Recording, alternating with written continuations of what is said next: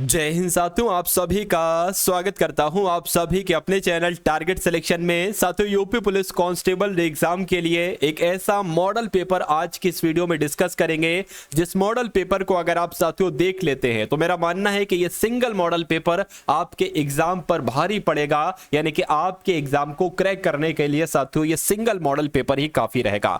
क्योंकि साथियों अब तक की मैंने सबसे ज्यादा मेहनत जो की है वो इस मॉडल पेपर को साथियों तैयार करने में की है। तो मेरा मानना है साथियों कि मैंने यहां पर आज की इस वीडियो में पूरे यूपी पुलिस कांस्टेबल के सिलेबस को कवर अप किया है। मेरा मानना है कि अगर आप ये वीडियो देख लेते हैं पूरी, इसमें साथियों सबसे पहले हिंदी होगी, उसके बाद सामान्य ज्ञान होगी, उसके बाद रीजनिंग होगी, उसके बाद मैथ होगी। यानी कि अगर आप ये पूरी वीडियो देख लेते हैं तो मुझे मेरा मानना है कि आपका एग्जाम बहुत आसानी से साथियों क्रैक हो जाएगा। तो अगर आपने वीडियो में एंट्री की है तो साथियों बैठ जाइए, 1 घंटा आपका लिया जाएगा और 1 घंटे में तैयारी आपकी ऐसी करा दी जाएगी कि यूपी पुलिस का एग्जाम आपसे क्रैक कराना बहुत आसान हो जाएगा।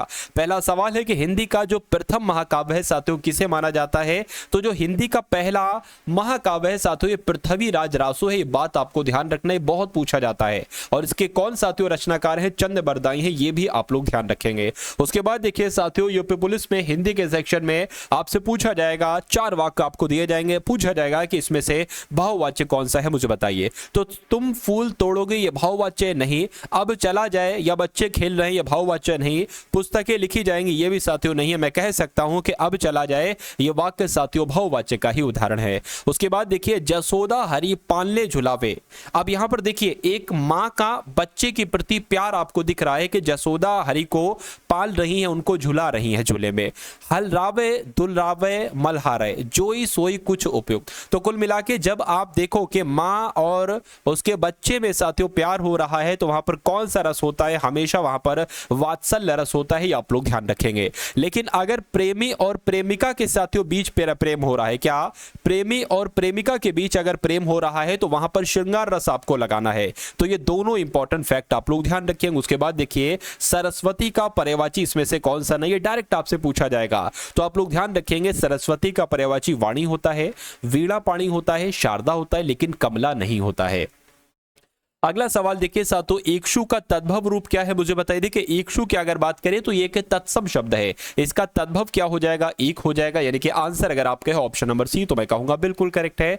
प्रत्यय क्या होता है साथियों? अगर यहां पर लिखा होता कि उपसर्ग, अगर आपसे लिखकर आ जाए साथियों उपसर्ग क्या होता है या प्रत्यय क्या होता है, तो आप लोग ध्यान रखेंगे ये दोनों साथियों शब्द के अंश होते हैं। क्या होते हैं ये दोनों साथियों? उपसर्ग हो चाहे प्रत्यय हो, ये दोनों साथियों शब्द के अंश होते हैं। आंसर जिनका ए है मैं कहूंगा बिल्कुल करेक्ट है। जंगम का साथियों विलोम क्या होगा मुझे बताइए। साथियों यहां पर अगर बात करें जंगम का विलोम क्या होगा साथियों, आप लोग ध्यान रखेंगे स्थावर होगा। आंसर आपका ऑप्शन नंबर ए के साथ जाएगा। अब देखिए यहां पर साथियों कि अब आपको यहां पर बताना है कि आदि का मतलब क्या होता है और अंत का मतलब क्या होता है। तो अगर बात करते हैं साथियों देखिए अंत का मतलब क्या होता है मुझे, अच्छा यहां पर ये पूछा किस शब्द युग के अंतर्गत आते हैं, यानी कि क्या ये सार्थक निरर्थक शब्द हैं, क्या ये विलोम शब्द हैं, क्या ये पर्यायवाची शब्द हैं, क्या ये निरर्थक शब्द है। तो अगर बात करें देखिए आदि का विलोम होता है अंत, तो मैं कहूंगा ये तो विलोम शब्द योग में है, इसलिए राइट आंसर आपका जाएगा ऑप्शन नंबर बी के साथ। अगर बात करें आदि का मतलब क्या होता है, बिल्कुल आखिर, और अंत का मतलब होता है बिल्कुल आखिर, और आदि का मतलब होता है शुरुआत। उसके बाद देखिए अगला सवाल है कि किस समूह में सभी सर्वनाम प्रश्नवाचक हैं। आप सभी लोग जानते होंगे प्रश्नवाचक सर्वनाम वो होते हैं जिनसे कोई चीज पूछी जाती है, जिनसे कोई सवाल पूछा जाता है जिन शब्दों के द्वारा। तो मैं कहूंगा कौन, क्या, किसने, ये शब्द साथियों कैसे हैं, ये शब्द सर्वनाम कैसे सर्वनाम है, ये प्रश्नवाचक सर्वनाम है, आप लोग साथियों ध्यान रखेंगे। चलिए उसके बाद देखिए अगला सवाल है आपकी स्क्रीन पर, मुझे बताइए। यहां पर लिखा हुआ है बड़ा घर, यहां पर लिखा हुआ है छोटा आदमी और नीला वस्त्र। इसमें आपसे पूछा जा रहा है साथियों विशेष्य क्या होगा। देखिए मैं कहूंगा साथियों अगर आपसे यहां पर पूछा जाता बड़ा घर में विशेषण कौन सा है, तो ये आपका क्या हो जाता साथियों, विशेषण शब्द हो जाता। ठीक है ना, ये क्या हो जाता साथियों, ये आपका एक तरीके से जो ना होता ये आपका विशेषण हो जाता। लेकिन जब हम साथियों बात करते हैं कि इसमें विशेष्य क्या होगा, तो ये घर आपका विशेष्य हो जाएगा। यानी कि जिसकी विशेषता बताई जाती है ना वो आपका विशेष्य होता है। जैसे कि यहां पर एक आदमी विशेष है, यहाँ पर वस्त्र विशेष है। नीले की अगर बात करते ये विशेषण हो जाएगा, छोटा की अगर बात करें विशेषण हो जाएगा। तो मैं कहूंगा विशेष यहाँ पर घर होगा, आदमी होगा और वस्त्र होगा। अब आपको देखना है कि कौन सा ऐसा ऑप्शन है जहां पर घर, आदमी और वस्त्र लिखा हुआ है। तो घर, आदमी, वस्त्र तो ऑप्शन नंबर सी में लिखा हुआ है, तो यही आपका बिल्कुल करेक्ट आंसर है। उसके बाद देखिए भाववाचक संज्ञा बताइए मुझे क्या आपका यहां पर सही जवाब होगा। देखिए बचपन है, जवानी है, बुढ़ापा है, ये सब क्या है, ये सब भाववाचक संज्ञा के अंतर्गत आते हैं, ठीक है ना। उसके अलावा लड़ाई है, ठीक है, ये सब साथियों भाववाचक के अंतर्गत ही आते हैं। कपूत का आपको बताना है कि विलोम क्या होगा। क्या कपूत का साथियों विलोम क्या होगा? तो कपूत का विलोम साथियों सपूत होता है। राइट आंसर आपका अगर है ऑप्शन नंबर सी के साथ तो मैं कहूंगा बिल्कुल करेक्ट है। उसके बाद देखिए साथियों चपल का विलोम आपको बताना है, तो चपल का विलोम क्या होता है? शांत होता है। क्या होता है चपल का विलोम? शांत होता है। अगला सवाल देखिए, कहीं की ईंट कहीं का रोड़ा, भानुमति ने कुनमा जोड़ा, ये एक लोकोक्ति है और इस लोकोक्ति का आपको बताना है साथियों मतलब क्या होता है। चलिए देखिए, राजनीति करना साथियों क्या इसका मतलब होता है? तो मैं कहूंगा नहीं। व्यर्थ की वस्तुओं से महल खड़ा कर देना क्या इसका मतलब होता है? तो मैं कहूंगा नहीं। बेकार की चीजों का सार्थक प्रयोग करना इसका मतलब होता है? तो मैं कहूंगा नहीं। इधर उधर की बेमेल वस्तुओं को एकत्रित करना एक तरीके से कहा जाता है कि कहीं की ईंट कहीं का रोड़ा, भानुमति ने कुनबा जोड़ा। तो कुल मिला के आपका right answer option number D के साथ जाएगा। उसके बाद देखिए अगला सवाल है कि निम्नलिखित में से किस धातु से भाषा बनी है, मुझे बताइए। देखिए अगर बात करें भाषा की, अगर बात करें साथियों ये भाषा शब्द से बनी है, तो कुल मिला के आपका राइट आंसर जो जाएगा वो ऑप्शन नंबर बी के साथ जाएगा। उसके बाद देखिए अगला सवाल है साथियों आपकी स्क्रीन पर, लेकिन इस सवाल का जवाब देने से पहले मैं आपको बता देता हूं साथियों, आपको अगर वाकई में यूपी पुलिस कांस्टेबल का एग्जाम साथियों क्रैक करना है, क्योंकि अब साथियों कुछ दिन बचे हैं और मेरा मानना है कि इन चंद दिनों में अगर आपने यूपी पुलिस कांस्टेबल के 2018 से लेकर 2024 तक के सभी पेपरों को हल कर लिया, कहने का मतलब यह है कि इन सभी पेपर में जितने रीजनिंग के सवाल हैं अगर आपने वो कर लिए, जितने मैथ के सवाल हैं, जितने हिंदी के सवाल हैं, जितने जीके जीएस के सवाल हैं, तो मेरा मानना है कि साथियों पेपर आपका यहां से 60 से 65% फंसेगा। तो अगर आपका साथियों 60 से 65% पेपर आ जाता है तो बाकी आप साथियों 15 से 20% खुद कर लोगे। मेरा मानना है साथियों कि अगर आप इन सभी शिफ्ट को तैयार कर लेंगे और उसके अलावा आपको 10 मॉडल पेपर दिए जाने बिल्कुल साथियों रियल पेपर की तरह, तो मेरा मानना है कि इन दोनों पीडीएफ को अगर आप तैयार कर लेंगे तो आपका एग्जाम साथियों बहुत आसानी से पास हो जाएगा। अब ये दोनों पीडीएफ की अगर बात करें सॉल्यूशन के साथ आपको दी जा रही हैं। ये दोनों पीडीएफ का साथियों प्राइस सिर्फ 45 रुपए रखा गया है कि हर बच्चा इनको ले सके, ठीक है। तो कुल मिला के ये कैसे आप प्राप्त कर सकते हैं, डिस्क्रिप्शन में लिंक है व्हाट्सएप पर पीडीएफ प्राप्त करने का।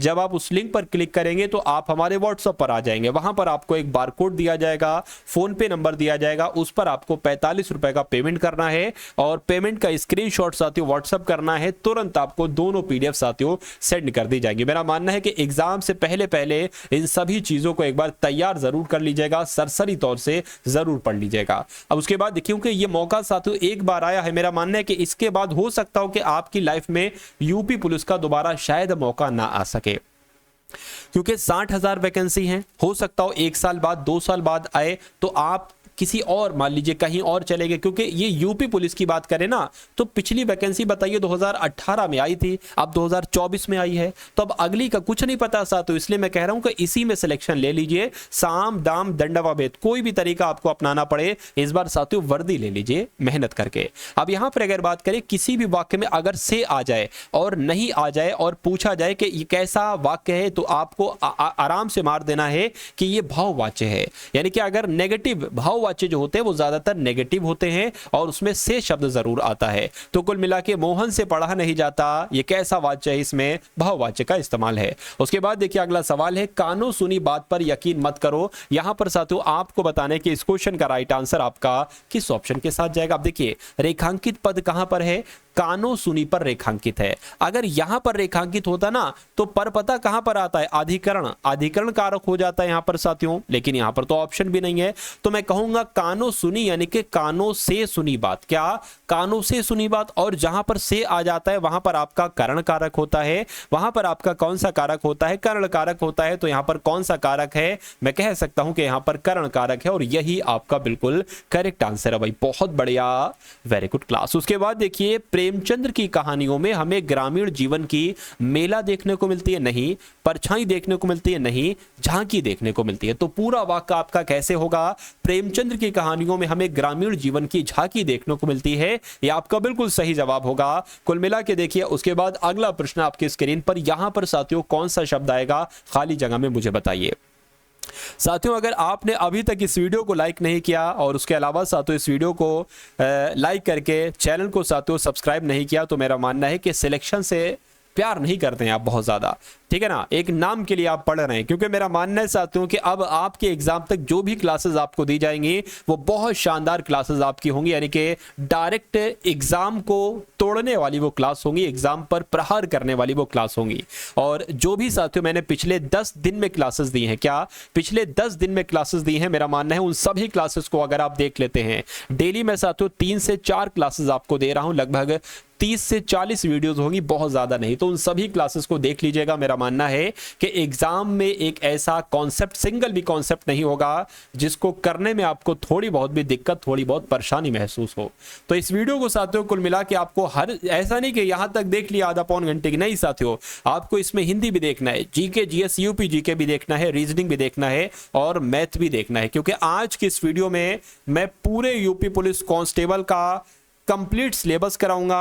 हर एक टॉपिक से साथियों क्वेश्चन लिए हैं, जहां जहां से एग्जामिनर क्वेश्चंस आपका उठाता है। तो यहां पर अगर बात करें कि सीमा पर सैनिकों का जीवन बहुत मधुर, भाई मधुर तो नहीं होता है, ठीक है ना। शौर्य भी एक तरीके से क्या करें, शौर्य यहां पर सही नहीं होगा, आना चाहिए शौर्य होता है, ऐसा थोड़ी ना। स्वस्थ होता है नहीं कह सकते, कठोर यहां पर शब्द का इस्तेमाल किया जा सकता है, यानी कि सीमा पर सैनिकों का जीवन बहुत कठोर होता है, ये आपका बिल्कुल सही जवाब हो जाएगा। उसके बाद देखिए, प्रयोग के आधार पर शब्द के भेद कितने होते हैं, तो आप लोग ध्यान रखेंगे प्रयोग के आधार पर शब्द के 8 भेद होते हैं। अब उसके बाद देखिए साथियों, एक कोई भी शब्द आपको दे दिया जाएगा, जैसे उद्यान यहां पर लिखा हुआ है, और कहा जाएगा कि इस शब्द का वर्ण विच्छेद कीजिए। तो वर्ण विच्छेद साथियों पता आपको कैसे किया जाता है, मैं आपको समझा देता हूं। देखिए यहां पर लिखा हुआ है छोटा ऊ, तो सिंपल सा आपको छोटा ऊ लिख देना है, जो कि सब ऑप्शन में लिखा हुआ है।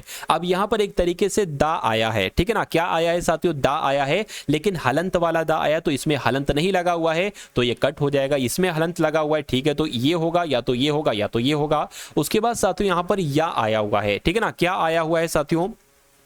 और या के नीचे भी हलंत आएगा, तो यहां पर या के नीचे हलंत नहीं है, तो ये भी कट हो जाएगा। अब या तो ये होगा या तो ये होगा। उसके बाद साथियों यहां पर आप लोग देख पा रहे हैं कि बड़े आ की मात्रा है, तो यहां पर बड़े आ की मात्रा आना चाहिए, छोटे आ की थोड़ी ना आना चाहिए, तो ये भी आंसर नहीं हो सकता। उसके अलावा ना आ जाएगा, ना के नीचे हलंत और छोटे आ की मात्रा लगी तो छोटा आ जाएगा। मैं कह सकता हूं कि अगर उद्यान शब्द का वर्ण विच्छेद करेंगे तो कैसे बनेगा? ऑप्शन नंबर सी की तरह बनेगा, और यही आपका बिल्कुल करेक्ट आंसर है। मध्य स्वर मुझे बताइए क्या होता है। देखिए पूरे अंग्रेजी वर्णमाला में स्वरों में अगर मध्य स्वर की बात करते हैं तो सिर्फ एक होता है मध्य स्वर, जो कि छोटा आ होता है, ठीक है ना। तो कुल मिला के अगर बात करें, मध्य स्वर आपका क्या हो जाएगा? छोटा आ हो जाएगा। अगर मान लीजिए ये जीभ है, जीभ के अगर 3 पार्ट करेंगे और ये आपका मध्य स्वर हो जाएगा, ये अग्र स्वर हो जाएगा, ये पश्च स्वर हो जाएगा। तो जब आप छोटा आ बोलेंगे ना, तो मध्य वाला आपका जीभ का मध्य वाला हिस्सा काम करेगा, आ, ठीक है ना। तो कुल मिला के पूछा जाता है मध्य स्वर कौन सा होता है, तो सिर्फ छोटा आ जो होता है वो मध्य स्वर के अंतर्गत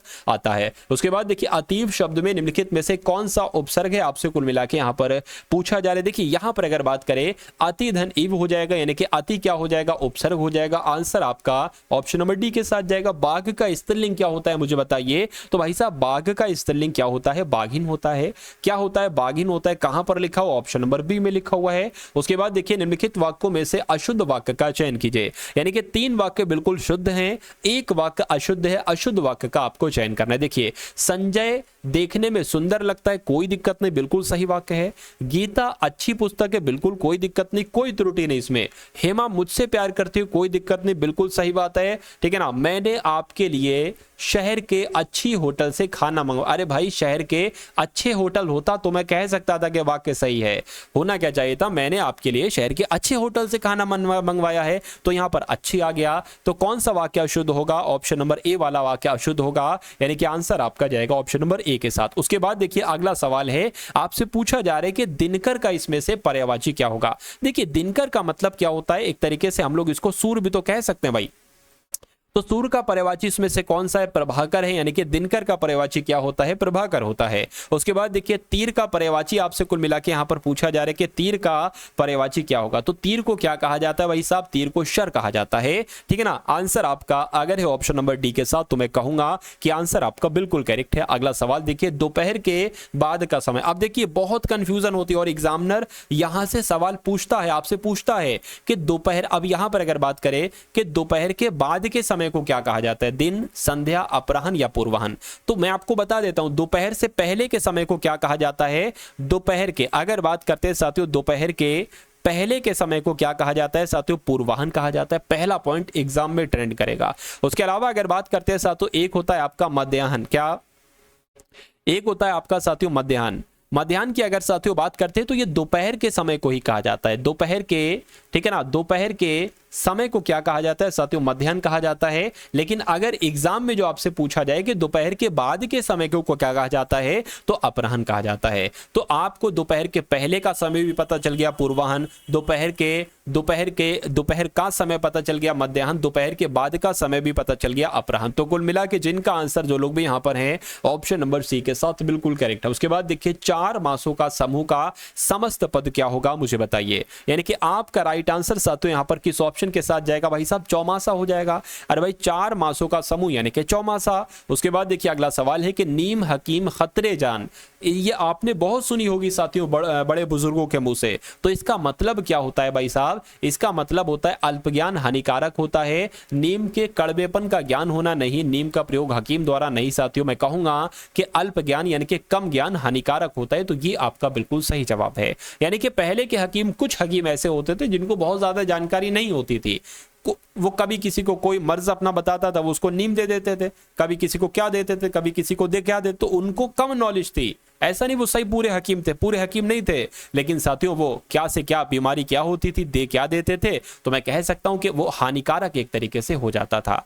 तो कम नॉलेज हानिकारक होती है, यानी कि नीम हकीम खतरे जान, अल्प ज्ञान हानिकारक होता है। उसके बाद देखिए तद्भव शब्द का साथियों आपको चयन करना है। एक ट्रिक मैं आपको बता रहा हूं, थोड़ी सी बल्कि छोटी सी एक मैं आपको साथियों ट्रिक बता रहा हूं। देखिए एक होते हैं आपके तद्भव शब्द की अगर बात करें तो ये पढ़ने में आसान होते हैं। अरे भाई आप तो सारे शब्दों को पढ़ दोगे, जितना कठिन से कठिन दे दो, लेकिन बच्चे से पढ़वाओगे तो बच्चा तद्भव शब्दों को बहुत आराम से पढ़ लेगा आसानी से, लेकिन तत्सम शब्दों को उसको पढ़ने में थोड़ी सी कठिनाई महसूस होगी। तो अब आप इतना बता दो कि आम्र बच्चे को पढ़ने में कठिनाई में, आम तो वो पढ़ देगा लेकिन आम्र पढ़ने में कठिनाई होगी, यानी कि ये शब्द कैसा हो जाएगा? ये शब्द आपका तत्सम हो जाएगा। क्षेत्र पढ़ने में दिक्कत उसको लगेगी, ये भी आपका तत्सम हो जाएगा। क्षीर पढ़ने में भी उसको दिक्कत लगेगी, ये भी आपका तत्सम हो जाएगा। लेकिन थन वो तुरंत पढ़ लेगा, कहेगा ये तो मेरी मैडम पढ़ाती थी 2 अक्षरों वाले शब्द। तो थन की अगर बात करते ये आपका तद्भव शब्द हो जाएगा। और यही आपसे पूछा गया था कि इसमें से कौन सा तद्भव शब्द है, तो थन शब्द तद्भव शब्द, बाकी सारे तत्सम शब्द है। साथियों अगर आपको वीडियो थोड़ी भी पसंद आई हो, मैं नहीं कहता कि मैं बहुत एक तरीके से आपके लिए होताती हूँ, लेकिन कुल मिला के अगर बात करें, अगर आपको वीडियो थोड़ी भी पसंद आई है तो इस वीडियो को कम से कम 1 लाइक और एक प्यार भरा अपना साथियों कमेंट तो एक बार जरूर कर देंगे। क्योंकि मैं साथियों वीडियो होने के बाद आपके कमेंट्स को पढ़ता हूं और आपके कमेंट्स से मतलब कुल मिला के बहुत आप प्यार दे रहे हैं। और अगर बात करें बच्चों का सपोर्ट क्या है, बच्चों का सपोर्ट बहुत है, ये समझ लीजिए। डेली साथियों लाखों लोग पढ़ रहे हैं इस अदने से इंसान से, क्या लाखों लोग पढ़ रहे हैं, ठीक है ना। पिछली वीडियो से बहुत सारे लोग साथियों प्यार भी दे रहे हैं, बहुत अच्छा प्यार देते हैं। बाकी लोग मैसेज में भी जो अपना पर्सनल एक तरीके से नंबर है, ठीक है, वो है आपके पास होगा, चलिए किसी को मिल जाता है कहीं ना कहीं से, तो कुल मिला के वहां पर भी बहुत मैसेजेस वगैरह आपके आते रहते, बहुत प्यार है। मतलब इतना प्यार है जिसके मैं कुल मिला के काबिल नहीं था, इतनी मेरी औकात नहीं थी कि उस मुकाम तक आप लोग हमको पहुंचाते। देखिए उन्नति का संधि विच्छेद साथियों क्या होगा। अब इसलिए मैंने ये किया है, मैंने ये प्रण लिया है कि आपने जब इतना प्यार दे ही दिया है तो आपके लिए इतनी मेहनत की जाए कि हर एक घर में जो भी टारगेट सिलेक्शन से साथियों पढ़ रहा है उसके लिए अगर बात करें हर घर में साथियों एक वर्दी हो, जो भी मेहनत के साथ पढ़ेगा, और जो मेहनत के साथ पढ़ेगा साथियों उसके इसमें सिलेक्शन भी बहुत आराम से हो जाएगा। तो उन्नति शब्द की अगर बात करें, इसका संधि विच्छेद साथियों अगर आपसे एग्जाम में पूछा जाए तो आप किसका चयन करेंगे? देखिए उत्धन्नति कहां पर लिखा हुआ है? ऑप्शन नंबर डी में लिखा हुआ है, तो यही आपका बिल्कुल करेक्ट आंसर हो जाता है। उसके बाद देखिए साथियों, किस वाक्य में कर्ण कारक का प्रयोग हुआ है। देखिए कर्ण कारक जहां पर आएगा उस वाक्य में हमेशा से शब्द जरूर आएगा।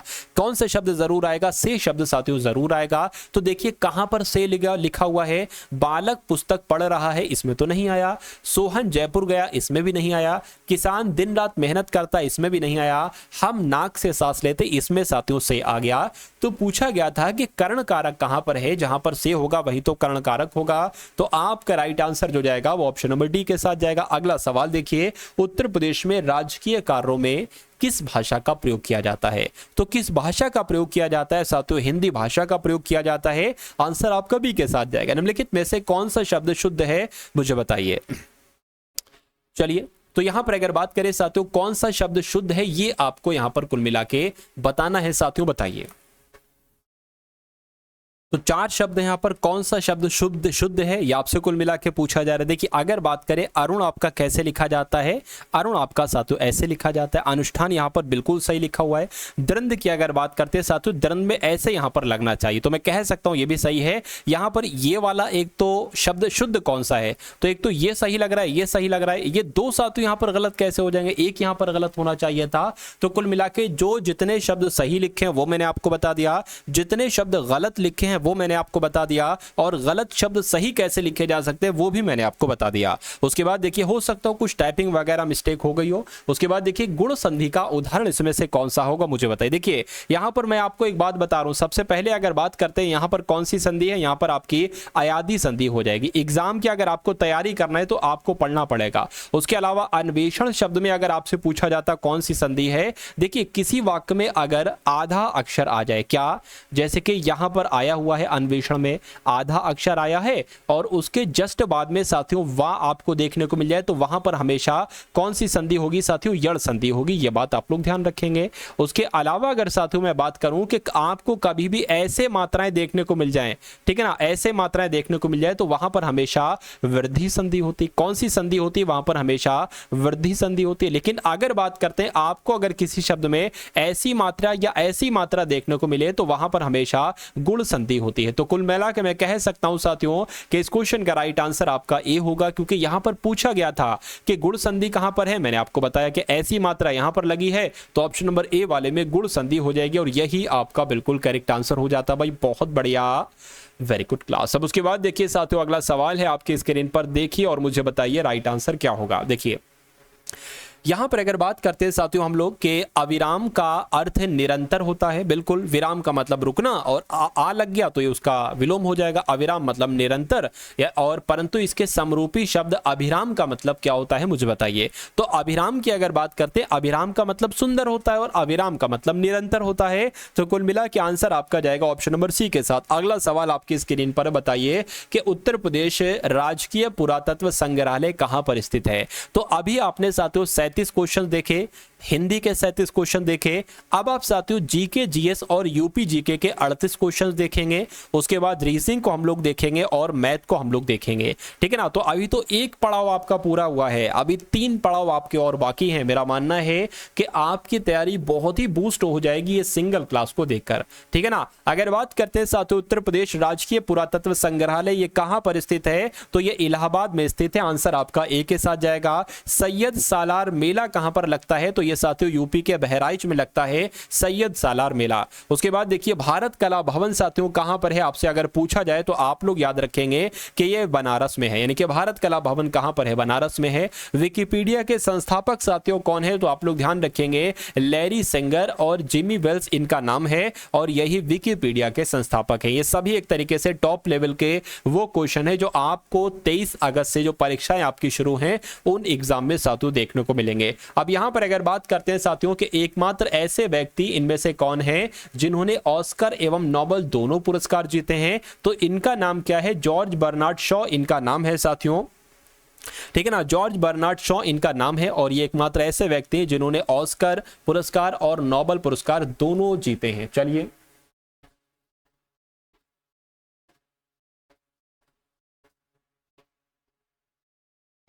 चलिए साथियों, अब उसके बाद देखिए अगर अगले नंबर की यहाँ पर बात करते हैं साथियों कि भारत के वर्तमान उपराष्ट्रपति कौन है। देखिए यहाँ पर अगर बात करें कि हामिद अंसारी, राम नाईक, वेंकैया, नहीं बिल्कुल साथियों, यहाँ पर आंसर आपका डी के साथ जाएगा। क्यों? क्योंकि भारत के वर्तमान उपराष्ट्रपति कौन है साथियों? जगदीप धनखड़ है। कौन है? जगदीप धनखड़ है। तो कुल मिला के आप लोग ध्यान रखेंगे जो मैंने आपको बताया है। उसके बाद देखिए जीएसटी के 3 प्रकार हैं, तो वो कौन कौन से प्रकार हैं? देखिए एसजीएसटी, सीजीएसटी और आईजीएसटी, यानी कि वो 3 प्रकार कौन से हैं जो ऑप्शन नंबर ए में, और यही आपका बिल्कुल करेक्ट आंसर भी हो जाता है। उसके बाद देखिए अगला सवाल है कि पीरियोडिक टेबल इनमें से किसके द्वारा प्रतिपादित की गई। तो इनका नाम साथियों क्या है? इनका नाम मेंडलीव था और इन्होंने ही पीरियोडिक टेबल साथियों प्रतिपादित की थी। राइट आंसर जिनका सी है, मैं कहूंगा बिल्कुल करेक्ट है। उत्तर प्रदेश की न्यायिक राजधानी की अगर बात करें साथियों तो उत्तर प्रदेश की न्यायिक राजधानी इलाहाबाद है। आंसर आपका क्या जाएगा? ऑप्शन नंबर बी के साथ जाएगा। उत्तर प्रदेश भारत के किस ओर स्थित है बताइए। तो उत्तर प्रदेश किस ओर स्थित है? तो उत्तर प्रदेश उत्तर में, यानी कि भारत के उत्तर में स्थित है उत्तर प्रदेश, इसलिए इसको उत्तर प्रदेश कहा जाता है। उसके बाद देखिए इनमें से सबसे ज्यादा क्षेत्रफल वाला जिला कौन सा है मुझे बताइए। तो उत्तर प्रदेश में साथियों 75 जिले हैं और सबसे ज्यादा क्षेत्रफल किसका है? लखीमपुर खीरी का सबसे ज्यादा क्षेत्रफल है। उसके बाद देखिए उत्तर प्रदेश की दृष्टि यानी कि क्षेत्रफल की दृष्टि से उत्तर प्रदेश का भारत के राज्यों में कौन सा स्थान है। अगर बात करते हैं साथियों पहले नंबर तो आप सभी लोग जानते हैं राजस्थान है, यानी कि सबसे ज्यादा क्षेत्रफल राजस्थान है। उसके बाद चौथे नंबर पर कौन? चौथे नंबर पर साथियों यूपी है। तो चौथा कहां पर लिखा हुआ है? चौथा तो यहां पर नहीं लिखा हुआ है, तो मैं कह सकता हूं कि आपका आंसर जाएगा ऑप्शन नंबर ई के साथ, क्योंकि क्षेत्रफल की दृष्टि से उत्तर प्रदेश का भारत में, ठीक है ना, कौन सा स्थान है? तो चौथा स्थान है। उसके बाद देखिए अगला सवाल है उत्तर प्रदेश में किसान मित्र योजना कब शुरू की गई थी। तो ये कब शुरू की गई थी? 18 जून 2001 को साथियों शुरू की गई थी यूपी में किसान मित्र योजना। उसके बाद देखिए किस फसल का उत्तर प्रदेश भारत में सर्व प्रमुख उत्पादक है मुझे बताइए। तो साथियों गेहूं का है। आंसर आपका किस ऑप्शन के साथ जाएगा? ऑप्शन नंबर डी के साथ जाएगा। भारत में प्रथम कृषि विश्वविद्यालय की स्थापना साथियों कहां पर की गई थी? तो कहां पर की गई थी? पंतनगर में की गई थी। यानी कि भारत में पहले कृषि विश्वविद्यालय की अगर पूछा जाए कहां पर स्थापना की गई थी तो पंतनगर में की गई थी। उसके बाद देखिए उत्तर प्रदेश की प्रमुख फसल इसमें से कौन सी है मुझे बताइए। तो अगर बात करते हैं साथियों गेहूं की, तो गेहूं ही उत्तर प्रदेश की प्रमुख फसल है। उसके बाद देखिए कि इनमें से कौन सबसे प्राचीन वाद्य यंत्र है बताइए। अगर बात करें साथियों देखिए वीणा की जब हम बात करते हैं तो वीणा एक ऐसा वाद्य यंत्र है जो सबसे ज्यादा प्राचीन है। राइट आंसर आपका जाएगा डी के साथ। उसके बाद देखिए भारतीय राष्ट्रीय कांग्रेस की स्थापना साथियों कहां पर की गई थी? तो बंबई यानी कि मुंबई में साथियों इसकी स्थापना की गई थी। आंसर यहां पर जिनका भी ऑप्शन नंबर ए है, मैं कहूंगा कि आंसर आपका बिल्कुल करेक्ट है। उसके बाद देखिए राष्ट्रवाद की भावना के प्रचार के लिए गणपति उत्सव और शिवाजी उत्सव साथियों किसके द्वारा शुरू किए गए थे मुझे बताइए। साथियों अगर आपने यहां तक का सफर तय कर लिया है तो आप लोग अंत तक का सफर तय कीजिएगा, यानी कि इस वीडियो को पूरा एंड तक देखिएगा।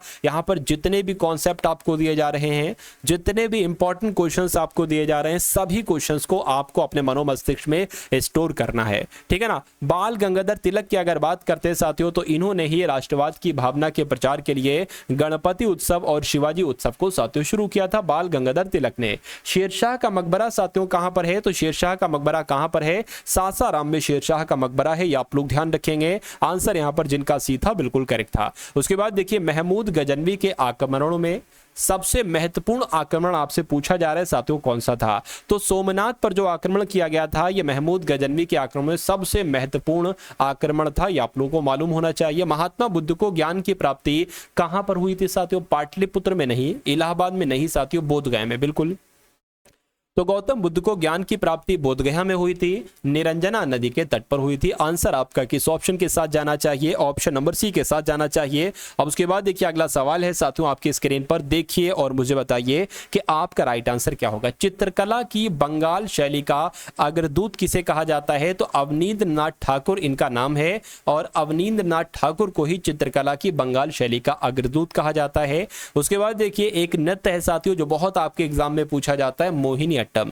मैं कहता हूं कि जिस नृत्य के अंत में अगर अट्टम लग जाए तो वो कहां का नृत्य होगा? वो केरल का नृत्य होगा। आंसर आपका जाएगा बी के साथ। उसके बाद देखिए सुंदरवन का डेल्टा, क्या सुंदरवन का डेल्टा साथियों कौन सी नदी बनाती है? ये आपसे यहां पर पूछा जा रहा है, मुझे बताइए। तो अगर बात करते हैं साथियों गंगा ब्रह्मपुत्र नदी बनाती है तो मैं कहूंगा कि आपका आंसर यहां पर बिल्कुल करेक्ट हो जाता है। उसके बाद देखिए अगला सवाल है कि निम्नलिखित में से किस क्षेत्र में साल भर वर्षा होती है। अगर आपके एग्जाम में साथियों डायरेक्ट क्वेश्चन आ जाए तो मेरा मानना है कि आंसर आप क्या बताएंगे, आप आंसर बताएंगे भूमध्य रेखीय में, यानी कि भूमध्य रेखीय क्षेत्र में साल भर वर्षा होती है। आंसर आपका बी के साथ जाएगा। बैंक दर ब्याज की वो दर है। अब आपसे पूछा यह जा रहा है कि बैंक दर आखिर क्या है, आपको कुल मिला के यहाँ पर बताना है। तो ये एग्जाम में बहुत क्वेश्चन आता है, लेकिन कई सारे लोग साथियों यहाँ पर गलत कर देते। देखिए वाणिज्यिक बैंक जनता से जमा लेती है जिस दर पर, उसको साथियों बैंक दर कहा जाता है। नहीं, बैंक दर ब्याज की वो दर है जिस दर पर केंद्रीय बैंक वाणिज्यिक बैंकों को ऋण प्रदान करती है। आंसर आपका जाना चाहिए बी के साथ। उसके बाद देखिए अगला सवाल है, भारत सरकार के बजट के कुल घाटे में किस घाटे का सबसे अधिक योगदान होता है। तो किस घाटे का सबसे अधिक योगदान होता है, राजकोषीय घाटे का सबसे अधिक योगदान होता है। आंसर आपका बी के साथ जाएगा। भारत में अधिकतर बेरोजगारी जो है साथियों वो कैसी है, तो संरचनात्मक है। अगर सवाल पूछा जाए कि भारत में अधिकतम बेरोजगारी कैसी है, तो साथियों संरचनात्मक बेरोजगारी है। उसके बाद देखिए कुटीर ज्योति योजना साथियों किससे संबंधित है, ये आपको यहां पर बताना है। देखिए ग्रामीण क्षेत्रों में कुटीर उद्योगों को प्रोत्साहन देने से मैं कहूंगा नहीं, या ग्रामीण क्षेत्रों में बेरोजगारों को रोजगार प्रदान करने से, या ग्रामीण क्षेत्रों में गरीबी रेखा से नीचे जीवन यापन करने वाले परिवारों को विद्युत सुविधा उपलब्ध कराने से संबंधित है कुटीर ज्योति योजना। तो यानी कि आपका राइट आंसर जो होगा वो ऑप्शन नंबर सी के साथ जाएगा। उसके बाद देखिए भारतीय संविधान की कौन सी विशेषता इंग्लैंड से ली गई है, मुझे बताइए। तो अगर बात करते हैं साथियों यहाँ पर जो संसदीय प्रणाली है, क्या ये इंग्लैंड से लिया गया है, तो मैं कहूंगा बिल्कुल सही, आपका राइट आंसर ए के साथ जाएगा। उसके बाद देखिए भारत में प्रधानमंत्रियों का निम्नलिखित में से कौन सा कालक्रम सही है, ये आपसे कुल मिला के यहां पर साथियों पूछा जा रहा है। चलिए यानी कि सबसे पहले प्रधानमंत्री कौन बने, तो मैं कहूंगा पंडित जवाहरलाल नेहरू, तो 2 नंबर पहले आ जाएगा। उसके बाद कौन बनी साथियों, उसके बाद इंदिरा गांधी बनी, यानी कि 1 नंबर पहले आ जाएगा। उसके बाद साथियों कौन बने बताइए, उसके बाद मोरारजी देसाई 3 नंबर आ जाएगा। और उसके बाद साथियों चौधरी चरण सिंह। तो कुल मिला के 21-34 कहां पर लिखा है, जरा देखिए 21-34 तो ऑप्शन नंबर सी में लिखा हुआ है। तो ये वाला क्रम आपका बिल्कुल सही हो जाता है। उसके बाद देखिए एकल हस्तांतरणीय मतदान पद्धति में हर मतदाता व्यक्त कर सकता है। तो आप को बताने के साथ इस क्वेश्चन का राइट आंसर आपका क्या होगा, ठीक है ना। केवल 2 विकल्प, केवल 1 विकल्प, भरे जाने वाले पदों से एक कम विकल्प, या उतने विकल्प जितने चुनाव में प्रत्याशी हैं। तो यहां पर आपका राइट आंसर जाएगा एकल हस्तांतरणीय मतदान पद्धति में हर मतदाता व्यक्त कर सकता है उतने विकल्प जितने चुनाव में प्रत्याशी हैं, यानी कि आंसर आपका जो जाना चाहिए वो ऑप्शन नंबर डी के साथ जाना चाहिए। उसके बाद देखिए अगला सवाल है कि भारतीय संसद के कामकाज में शून्यकाल का मतलब क्या होता है। तो आपने साथियों सुना होगा शून्यकाल। शून्यकाल का मतलब क्या होता है, प्रश्नकाल से पहले का समय, सत्र का पहला घंटा, प्रश्नकाल और अगली कार्यसूची के बीच का समय साथियों, ये आपका सही जवाब हो जाएगा। यानी कि प्रश्नकाल और अगली कार्यसूची के बीच के समय को ही क्या कहा जाता है, शून्यकाल कहा जाता है। उसके बाद देखिए आत्मकथा एक है, इसका नाम है द इंडियन स्ट्रगल। इसके लेखक कौन है बताइए। तो इसके लेखक एक तरीके से साथियों कौन है, सुभाष चंद्र बोस इसके लेखक हैं। ये आप लोग ध्यान रखेंगे। आंसर आपका जो जाएगा वो ऑप्शन नंबर बी के साथ जाएगा। उसके बाद देखिए हीमोग्लोबिन का कार्य क्या होता है बताइए। क्या साथियों एमिनो अम्ल उपलब्ध कराता है, ये ऑक्सीजन ले जाता है। बिल्कुल साथियों ऑक्सीजन ले जाना है इसका काम होता है। राइट आंसर आपका जाएगा बी के साथ। मलेरिया रोग के परजीवी का वाहक मुझे बताइए कि इस क्वेश्चन का साथियों राइट आंसर आपका क्या होगा। तो मलेरिया रोग के परजीवी का वाहक साथियों मादा एनाफिलीज होती है, यानी कि राइट आंसर आपका अगर है ऑप्शन नंबर ए के साथ तो बिल्कुल करेक्ट है। उसके बाद देखिए साथियों अब यहाँ पर आपके जो क्वेश्चन शुरू हो चुके हैं वो एक तरीके से रीजनिंग के साथियों क्वेश्चन शुरू हो चुके हैं। तो अब साथियों रीजनिंग के बहुत टॉप लेवल के मैंने यहाँ पर क्वेश्चंस लिए हैं। आप इन सभी क्वेश्चंस को देखिएगा और उसमें से देखिएगा कि क्या आपका टारगेट है, कितने क्वेश्चन आप बिल्कुल सही कर पाते हैं। तो पहला सवाल है साथियों हिरण, खरगोश और बाघ, इनके बीच संबंध आपको दर्शाना है। देखिए हिरण की अगर बात करें तो अलग है, ऐसा थोड़ी ना कुछ हिरण खरगोश है कुछ खरगोश हिरण, ऐसा नहीं है। बाघ भी बिल्कुल अलग है। तो ऐसा कहां पर साथियों आपको दिख रहा है, यहां पर दिख रहा है नहीं, यहां पर नहीं साथियों, यहां पर भी नहीं, यहां पर आपको ऐसा दिख रहा है। तो इसका जो सबसे सही आरेख बनेगा एक तरीके से वो कौन सा बनेगा आकृति, वो ऑप्शन नंबर ए वाली बनेगी। अब उसके बाद देखिए साथियों, देखिए रीजनिंग को बिल्कुल मैंने बेसिक से उठाया और बिल्कुल टॉप तक आपको ले जाऊंगा। पहले बेसिक बात मैं आपको बता दूं कि आपको लेटर्स की प्लेस वैल्यू मालूम होनी चाहिए। जैसे कि ए की पोजीशन 1 पर होती है, बी की साथियों 2 पर होती है, जे की साथियों 10 पर होती है, जेड की साथियों 26 पर होती है। यानी कि ए से लेकर जेड तक की आपको मालूम है, ठीक है। अब अगर बात करते हैं साथियों, देखिए यहां पर अगर बात करें मैं आपको समझा देता हूं बहुत शानदार तरीके से। जैसे कि FGHT को साथियों यहाँ पर OPQR लिखा गया, उसी प्रकार यहाँ से साथियों यहाँ के जो लेटर बनेंगे वो क्या बनेगा। सबसे पहले प्लेस वैल्यू लिखिए यहाँ पर साथियों, F 6 पर होता है, G 7 पर होता है, H 8 पर होता है, T साथियों 20 पर होता है। उसके बाद O साथियों यहाँ पर 15 पर होता है, P 16 पर होता है, Q 17 पर होता है, R 18 पर होता है। अब देखिए यहाँ पर साथियों 6 से 15 हुआ है, 7 से 16 हुआ है, यानी कि 6 से 15 हुआ है, कितने बढ़ाए गए हैं, 9 प्लस किए गए हैं। उसके बाद 7 से 16 हुआ है, 9 प्लस किए गए हैं।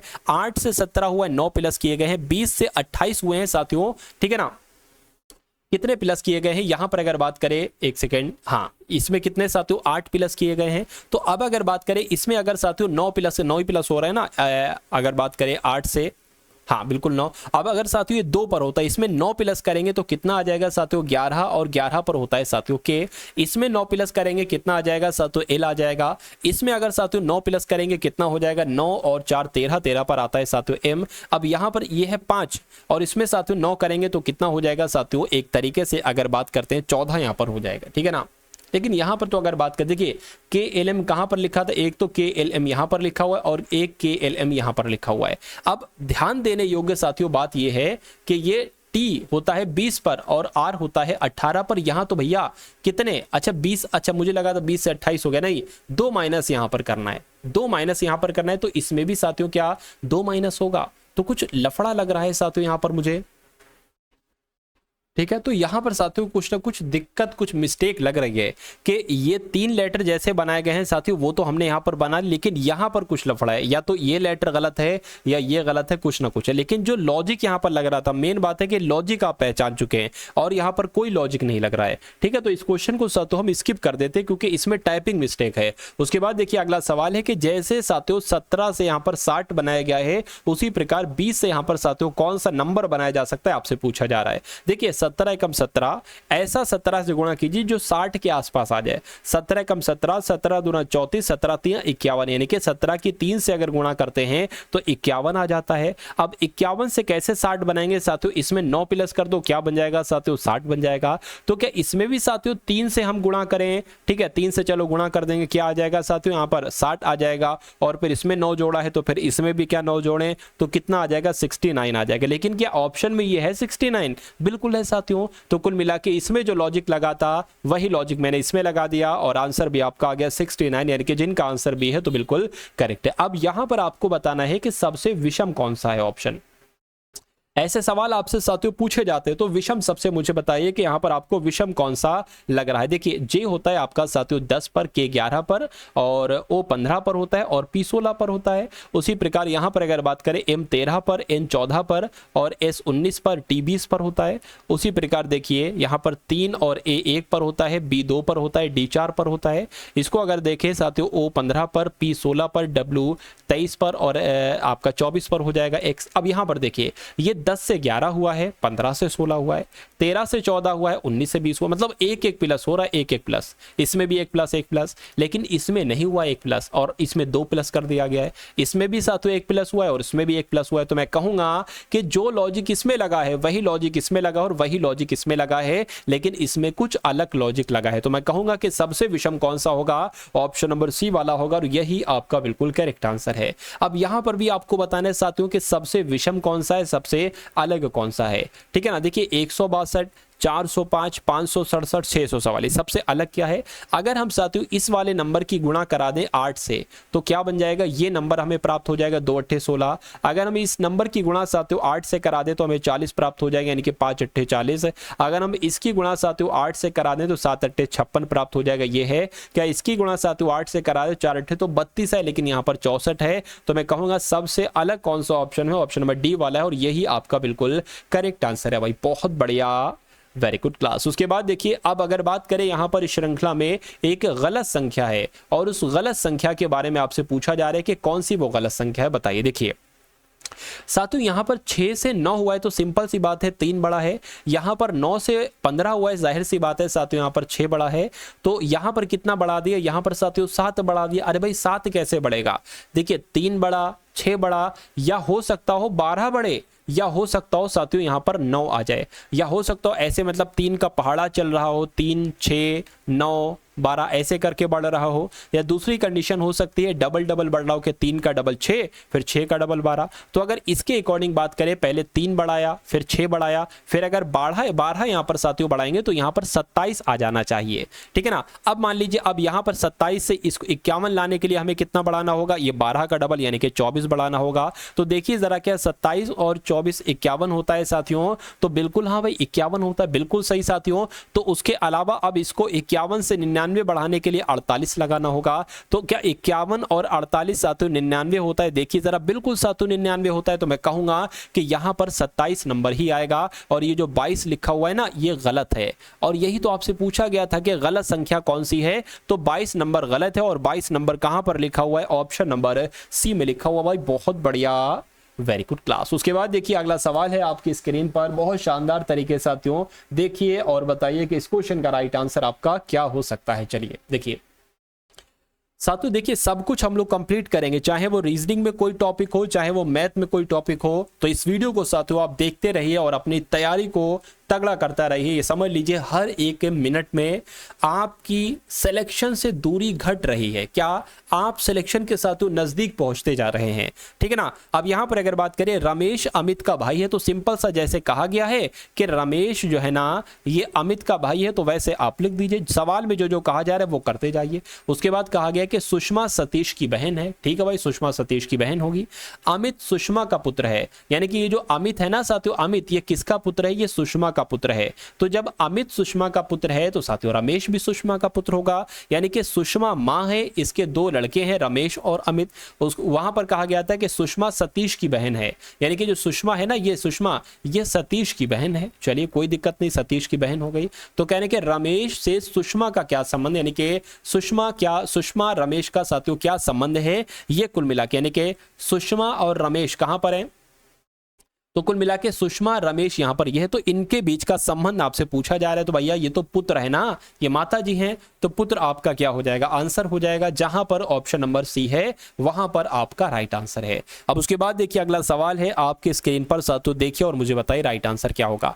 अब यहां पर अगर बात करें साथियों, देखिए 24 है, 2 है, 4 है, 3 है। अब ये जो स्टार आपको दिख रहा है ना, यहां पर आप अगर लगाएंगे बराबर भाग गुणा, तो आपका कैलकुलेशन बराबर हो जाएगा। ये यहाँ पर ये लगाएंगे, ये लगाएंगे, ये लगाएंगे।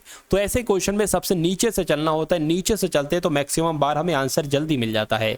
तो अगर यहाँ पर हम बराबर लगा लें, उसके बाद साथ गुणा है तो गुणा लगा लिया, उसके बाद भाग है तो भाग लगा लिया। अब सबसे पहले तो 3 से कट नहीं पाएगा 4, इसलिए ये इक्वेशन आपकी क्या हो जाती है साथियों? फेल हो जाती है।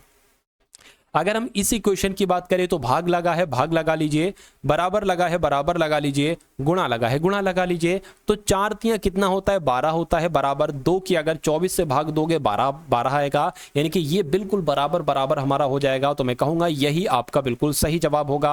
आंसर आपका जाएगा ऑप्शन नंबर सी के साथ। भाई बहुत बढ़िया, वेरी गुड क्लास। अब यहां पर अगर बात करें कि ABC है, ABC से HIJ बना दिया गया है, तो उसी प्रकार आपको बताने कि OPQ को यहां पर क्या बनाया जा सकता है, देखिए और मुझे बताइए राइट आंसर आपका क्या होगा। देखिए ये 1 पर आता है, ये 2 पर आता है, ये 3 पर आता है, उसके बाद ये 8 पर आता है, I 9 पर आता है, J 10 पर आता है, ये 15 पर आता है, ये 16 पर आता है, ये 17 पर आता है। अब यहां पर एक बात आप ध्यान दे रहे होंगे कि लगातार नंबर क्यों लिखे हुए हैं, जिसके 1 2 3 8 9 10 15 16 17, यानी कि मैं कहूंगा यहां पर भी लगातार नंबर वाला ही ऑप्शन आपका राइट आंसर होगा, ठीक है ना। अब ये 23 पर आता है, ठीक है ना, इसकी अगर बात करें ये 23 पर आ जाएगा और ये 22 पर आ जाएगा, ठीक है। तो ये तो क्रम के अनुसार नहीं, इसलिए ऑप्शन नहीं हो सकता। अगर बात करते हैं साथियों, ये V 22 पर होता है और W साथियों 23 पर होता है और X आपका 24 पर होता है। यहां पर बात करें, यहां पर भी गलत क्रम है और यहां पर भी गलत क्रम है। तो क्रम कहां पर का सही है? ऑप्शन नंबर बी वाला क्रम सही है और यही आपका राइट आंसर हो जाएगा।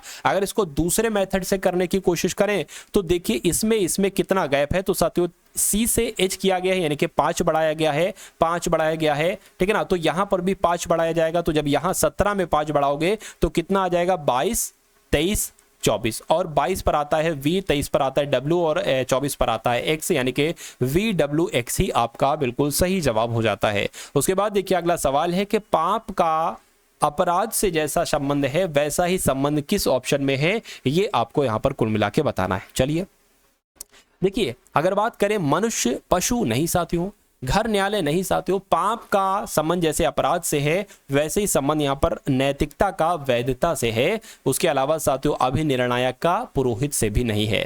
तो इस क्वेश्चन की अगर बात करें, अगर डायरेक्ट आपसे क्वेश्चन आपके एग्जाम में पूछा जाता है तो आंसर आपको जो मैंने बताया है वही आपको आंसर लगाना है। उसके बाद देखिए, बालक का संबंध जैसे पिता से है उसी प्रकार पुस्तक का संबंध किससे होगा? लेखक से, प्रकाशक से, संपादक से, या साथियों पुस्तकालय से? मुझे बताइए। तो मैं कहूंगा बालक का संबंध जैसे पिता से है वैसे ही पुस्तक का संबंध लेखक से होगा। आंसर यहां पर जिनका भी ऑप्शन नंबर ए के साथ मैं कहूंगा कि बिल्कुल करेक्ट आपका आंसर है भाई, बहुत बढ़िया, वेरी गुड क्लास। अब इसको देखिए साथियों, और इसमें भी आपसे यही पूछा जा रहा है क्या कि सबसे अलग सबसे विषम कौन सा है? क्या सबसे विषम साथियों यहां पर भी आपको बताने। देखिए अब अगर बात करें, आर होता है 18 पर, ठीक है, आर 18 पर होता है, पी 16 पर होता है, एस 19 पर होता है, जेड 26 पर होता है। उसी प्रकार यहां पर साथियों ए 1 पर होता है, 9 पर होता है, आई यू 21 पर होता है, ई 5 पर होता है। इसकी अगर बात करें, ये 17 पर, 18 पर, 20 पर और एम 13 पर होता है। यहाँ पर देखिए 14, 17 और 13 और 18 आ जाएगा। अब यहाँ पर देखिए 3 एक समान होंगे और एक अलग होगा। ये साथियों इसमें 2 घटाया गया है, इसमें कितना बढ़ाया गया? बहुत अधिक है। चलो कितना बढ़ाया गया? 7 बढ़ा दिया गया, इसमें 2 बढ़ाया गया है, ठीक है। इसमें कितना? 8 बढ़ाया गया है, और इसमें एक तरीके से क्या यहाँ, ये तो सभी अलग लग रहे हैं, ये तो सब ऑप्शन अलग लग रहे हैं।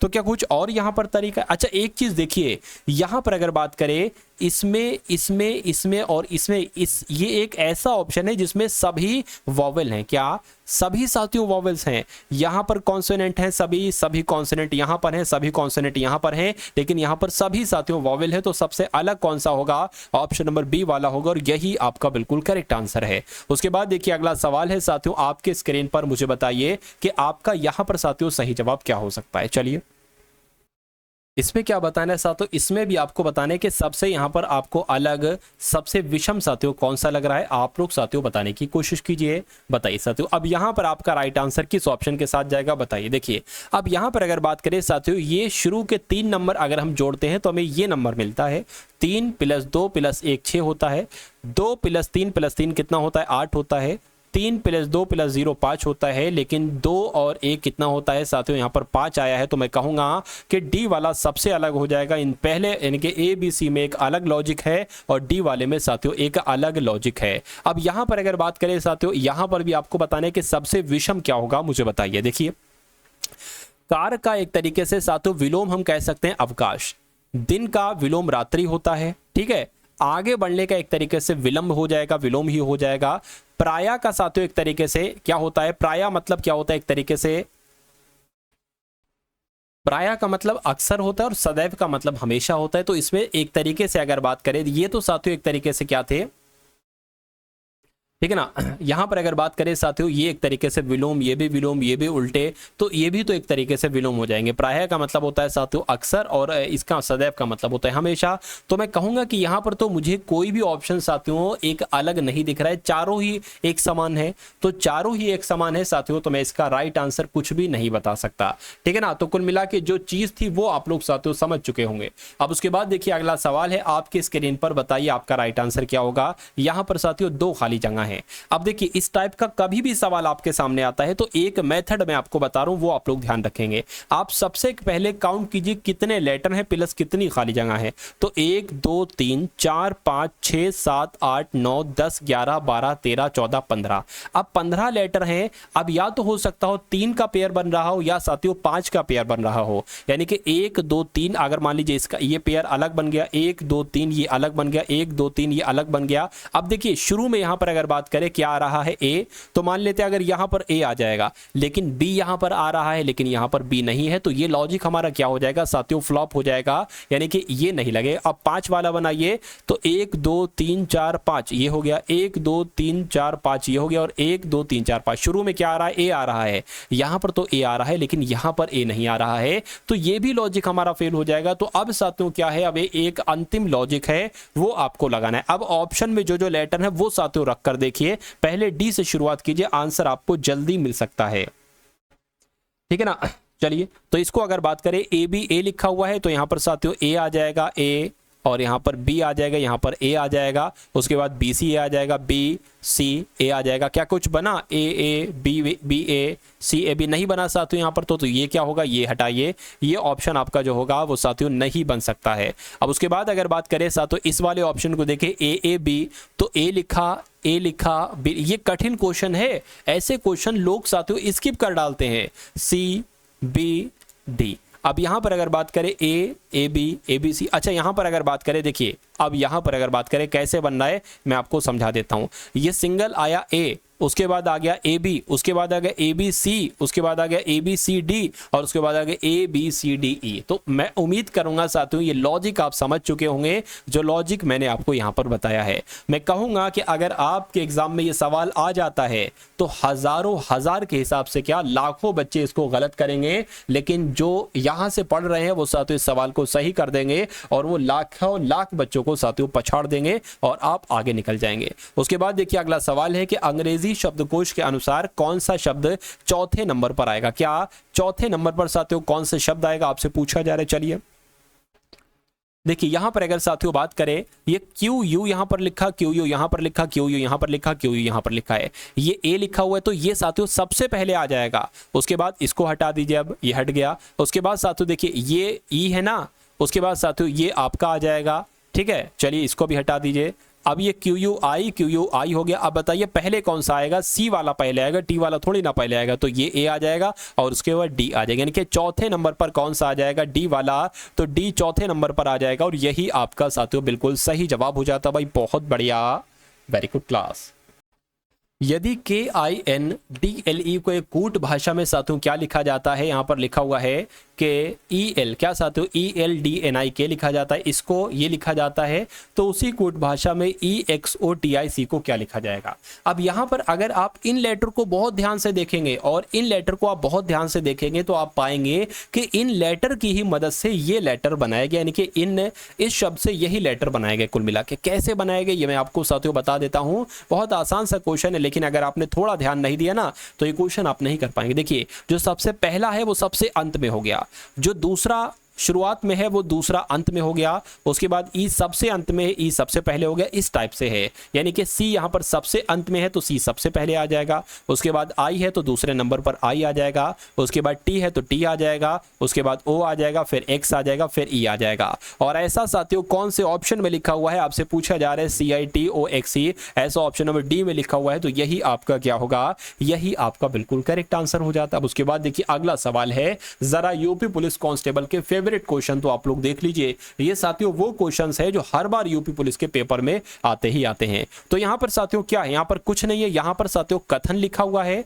ठीक है ना, और पूर्व धारणाएं दी गई हैं। यानी कि कथन के आधार पर आपको बताना है कि कौन सी पूर्व धारणा अंतर्गत आती है, कौन सी नहीं आती है। चलिए तो अगर बात करते हैं साथियों यहाँ पर कथन की, तो वित्तीय घाटों को पूरा करने के लिए बिक्री करों की दरों को बढ़ा दिया गया है।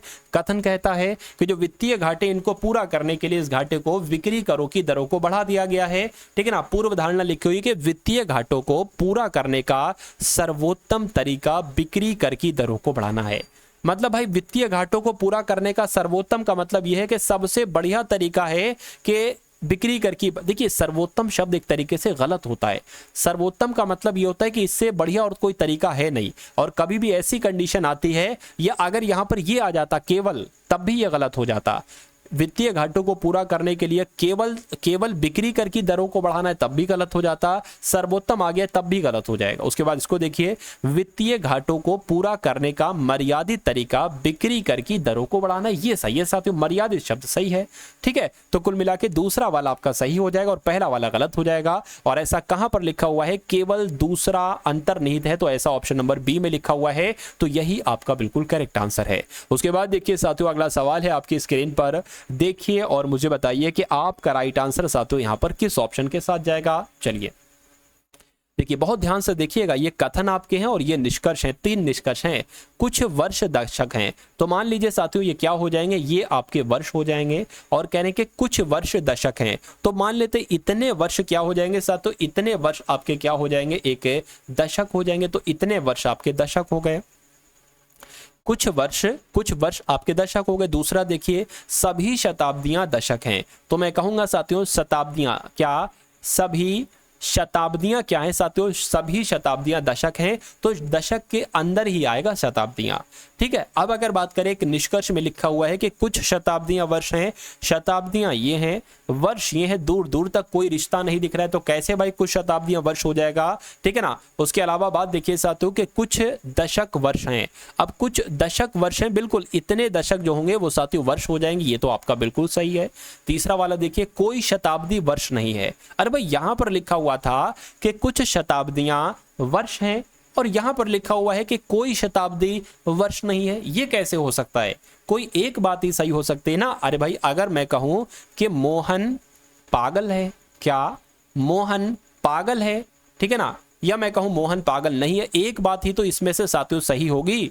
ठीक है, एक बात ही तो इसमें से सही होगी साथियों।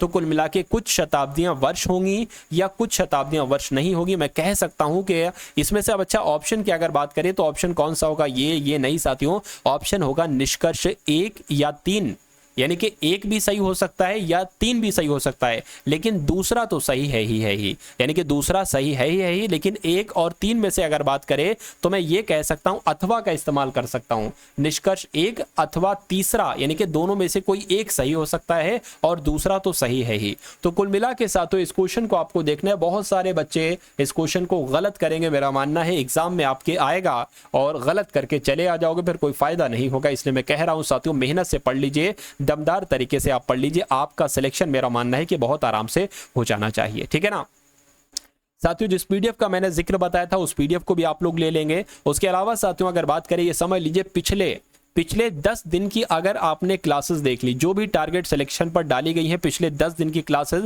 उसके अलावा जो बच्चे चुनिंदा दिन है उन दिनों की साथियों अगर आप क्लासेस देख लेते हैं, तो इन दिनों में साथियों मैंने पूरे एक तरीके से यूपी पुलिस को पूरी तरीके से खत्म कर दिया है। ठीक है ना, यानी कि फिर क्वेश्चन आपका साथियों बाहर नहीं जाएगा, चाहे वो आपका रीजनिंग हो, चाहे वो आपका मैथ हो, चाहे वो आपका हिंदी हो। हाँ, जी के जीएस में से जा सकते हैं, कोई दिक्कत नहीं, लेकिन अगर इन 3 सब्जेक्ट पर आपकी पकड़ है तो ये समझ लीजिए यूपी पुलिस में जिनका भी सिलेक्शन होता है इन 3 सब्जेक्ट पर उसकी पकड़ होती ही होती है। ठीक है, क्योंकि हिंदी के सारे क्वेश्चन आप कर सकते हो, रीजनिंग के सारे क्वेश्चन कर सकते हो, मैथ के सारे क्वेश्चन कर सकते हो, तो ये 3 ऐसे साथियों की पॉइंट है जिनके सारे क्वेश्चन आप कर सकते हो, लेकिन जी के जीएस के सारे क्वेश्चन नहीं कर पाते हो, कोई दिक्कत नहीं। अब साथियों इस सवाल को खैर देखते हैं और देखते हैं इस क्वेश्चन का राइट आंसर आपका यहाँ पर कैसे क्या होगा, क्या यहाँ पर साथियों आंसर आपका हो सकता है। यहाँ पर एक साथियों कमी थी, वो भी मैंने आपको बता दी कि यहाँ पर अंडर रूट है, क्या है? अंडर रूट है। अब देखिए यहां पर बताया गया है कि अंडर रूट 15 की जो वैल्यू है वो 3.88 है, यानी कि अगर अंडर रूट 15 आपको कहीं भी दिखता है, क्या अंडर रूट 15 आपको अगर कहीं दिखता है तो 3.88 लिख देना। अब यहां पर बताया गया है कि रूट 15/3 का मान क्या होगा, तो भाई साहब देख लेते हैं रूट 15/3 का मान क्या होगा। देखिए अब अगर बात करें नीचे 3 है तो हम इसको ऐसे कर सकते हैं 3 गुणा 3। अरे भाई 3 से 3 कट जाएगा, बचपन में आपने पढ़ा होगा 3 से 3 कट जाएगा, कुछ नहीं बचेगा, बिल्कुल लिख सकते हैं। अब देखिए अंडर रूट में 5/3 गुणा 3/3 है, तो जब इसकी गुणा होगी, आपने देखा होगा साथियों अगर अंडर रूट में 3 गुणा 3 है तो ये 3 एक बाहर निकल आ जाता है, स्वतंत्र हो जाता है।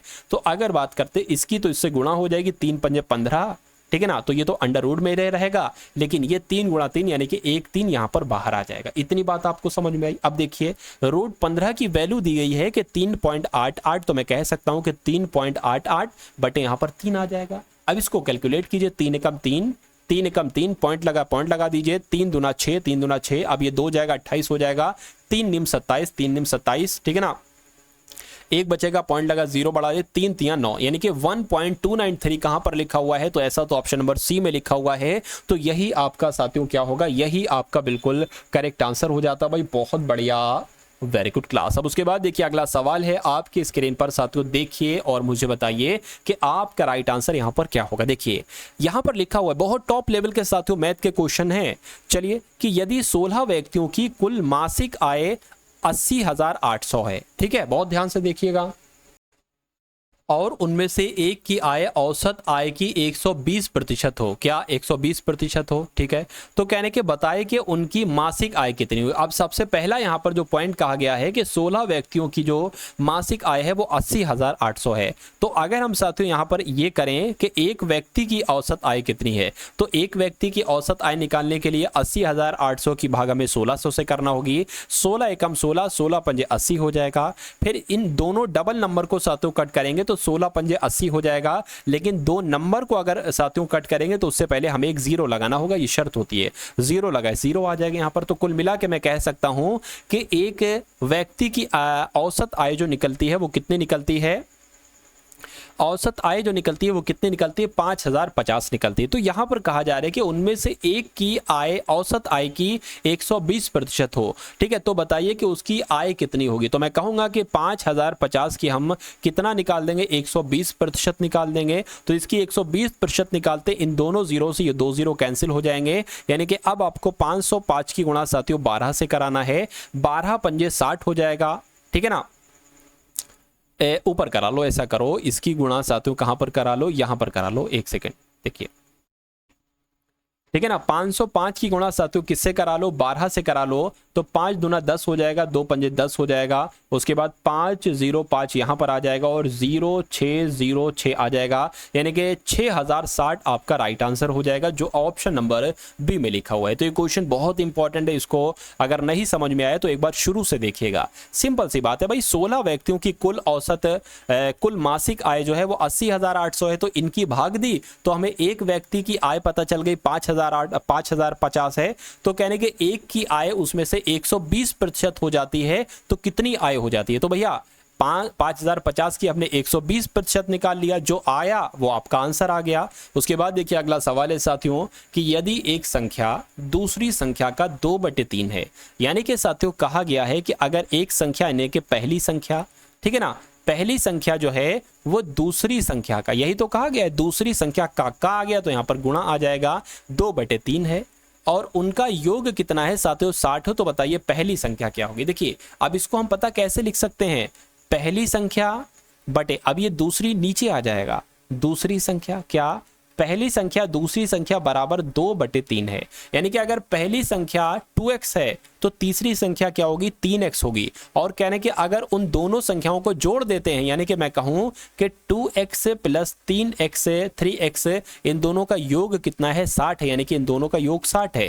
यानी कि 5x बराबर साथियों 60 और x बराबर कितना आ जाएगा, 12 आ जाएगा। और अभी 5 से कट करोगे, 5 एकम 5, 5 दूना 10, यानी कि x बराबर साथियों 12 आ गया। तो कहने के पहली संख्या क्या होगी, पहली संख्या आपकी क्या थी 2x, दूसरी संख्या क्या थी 3x। तो अगर x बराबर 12 है तो 2x बराबर कितना हो जाएगा साथियों 24 हो जाएगा, और 24 आपका बिल्कुल सही जवाब हो जाता। अगर तीसरी संख्या पूछते तो साथियों 36 आप बताते, 12 × 36। उसके बाद देखिए अगला सवाल है साथियों, आपके स्क्रीन पर देखिए और मुझे बताइए कि आपका यहां पर साथियों जो सही जवाब है वो किस ऑप्शन के साथ जाएगा। देखिए यहां पर सवाल में थोड़ी सी मिस्टेक है, लेकिन मेरा मानना है कि सवाल बहुत टॉप लेवल का है। ये सवाल अगर आप समझ लेते हैं तो साथियों हजारों लाखों बच्चों से आप आगे निकल जाएंगे। कहां पर निकल जाएंगे, हजारों बच्चों से आप आगे निकल जाएंगे अगर इस सवाल को साथियों आप समझ लेते हैं, ठीक है ना। तो कुल मिला के अगर बात करते हैं यहां पर, चलिए अब एक इस सवाल को आपको सॉल्व करना है। अब कैसे आप सॉल्व करेंगे मैं आपको साथियों तरीका बता रहा हूं, लेकिन मैं आपको एक कॉन्सेप्ट बता दे रहा हूं कि अगर साथियों मान लीजिए रूट में 5 लिखा हुआ है तो इसको आप पता कैसे लिख सकते हो। अगर आपको रूट हटाना है तो आप लिखोगे 5 की घात 1/2। मान लीजिए अगर रूट में लिखा हुआ है 3 तो इसको आप कैसे लिख सकते हो, 3 की घात 1/2। तो कुल मिला के यहाँ पर जितने भी रूट लगे हुए हैं उनकी रूट को हटाना है और घात में 1/2 जोड़ देना है। अब देखिए यहाँ पर अगर बात करें, अगर इसमें से रूट 3 लिखा हुआ है तो 3 की घात क्या हो जाएगी, 1/2 हो जाएगी। लेकिन घात के रूप में 5 भी लिखा हुआ है तो साथियों 5 यहाँ पर आ जाएगा घात के रूप में। उसके बाद अगर बात करें इसको हम देखिए 3 मान लेते, क्योंकि जब ये 3 है तो इसको भी 3 मान लीजिए। तो यहाँ पर हम लिख सकते हैं 3 का स्क्वायर 9 और साथियों उसका स्क्वायर, ठीक है ना। अब तो समझ में आ गया आपकी। उसके बाद बराबर 3 की घात x लिखी हो तो 3 की घात x हो जाएगी, 3 की पावर 1 लिखी है तो ये हो जाएगी गुणा। अब 3 की घात यहाँ पर क्या हो जाएगी, रूट 3 लिखी ना तो 1/2 हो जाएगी। इतनी बात आपको उम्मीद करता हूं मैं समझ में आ चुकी होगी। अब देखिए कभी भी साथियों अगर आप देखिए नीचे नीचे सेम नंबर लिखे हुए हैं और ऊपर घाते हैं तो इन दोनों सभी नंबर को 3 नंबर को कट कर डालिए। अब आपके पास क्या बचा, 5/2, तो आपके पास 5/2 बचा, ठीक है ना। क्या बचा साथियों 5/2 और प्लस आपके पास बचा 2 दूना 4 यानी कि 4/1 बराबर इधर क्या बचा x/1। एक लिखो ना लिखो बात एक ही है, ठीक है ना। प्लस 1/1 लिख लो, एक के नीचे एक, क्या दिक्कत है। और यहाँ पर 1/2 आपके पास बचा। तो अब आपको बस इसको कैलकुलेट करना है और यहाँ पर जो x है ना इसका मान आपका निकल आएगा और वही आपका राइट आंसर हो जाएगा। इसको अगर बात करें तो 5 एकम 5, दो चौक 8, ठीक है। तो 8 और कितना हो जाएगा साथियों 5, एक तरीके से 13 हो जाएगा। तो यहाँ पर आपका 13/2 आ जाएगा। और यहाँ पर अगर बात करें, देखिए ये आपका x है और यहाँ पर 2 एकम 2 और ये 3/2 हो जाएगा, ठीक है। 3 बटे कितना हो गया साथियों, 3 आपका 2 हो गया। अब यहाँ पर अगर साथियों बात करते हैं, क्या अगर बात करें, देखिए थोड़ा सा चेंजेस करें। अब इसको यहाँ पर, ये अगला स्टेप साथियों यहाँ से शुरू होगा। अब अगर बात करें साथियों, यहाँ पर अगर बात करें,